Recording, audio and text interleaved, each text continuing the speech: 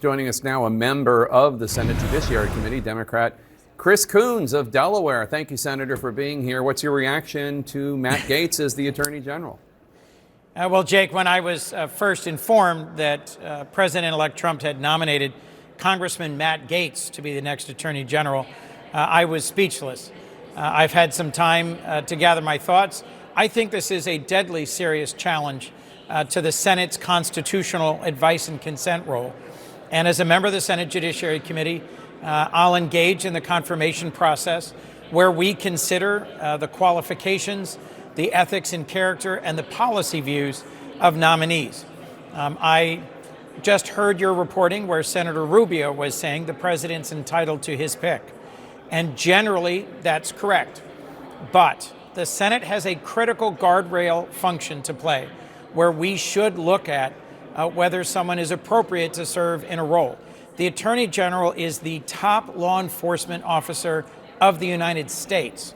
And given an ongoing ethics investigation in the House, given some of the allegations that have been made against Congressman Gaetz, and given some of his conduct, I think this will be a robust and thorough confirmation process. My hope is that my colleagues in the Republican caucus will urge the president to reconsider.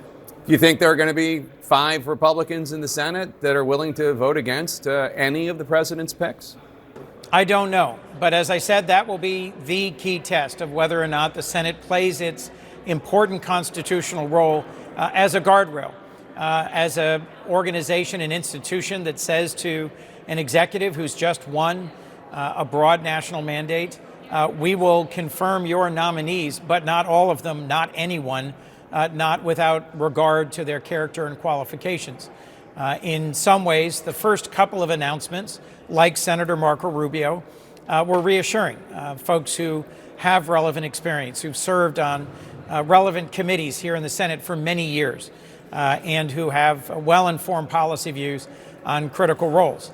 The contrast between Senator Rubio and Congressman Gaetz on all of those areas is fairly stark.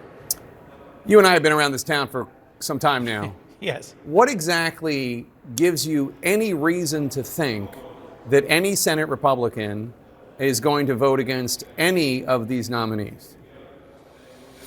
Hope that they are conscious of the consequences if the Senate abandons its role. And the recollection that on the Judiciary Committee during the previous Trump administration, there were a number of judicial nominees who were rejected. Where Senate Republicans were able to persuade the Trump White House to withdraw nominees who just did not belong in a federal judgeship and a lifetime appointment, either because of their qualifications or their views. It did not happen many times, but it happened on several occasions. Frankly, I think folks are aware of what the consequences are if the Republican majority in the Senate says we will rubber stamp literally anyone you want to put up for a senior position. And the Attorney General is one of the most important and most powerful positions in the whole federal government. All right, I guess we'll see. I'd be interested in taking on a wager. Senator Chris Coons from the small wonder state of Delaware. Thank you, sir. Appreciate it. Thanks, Jake.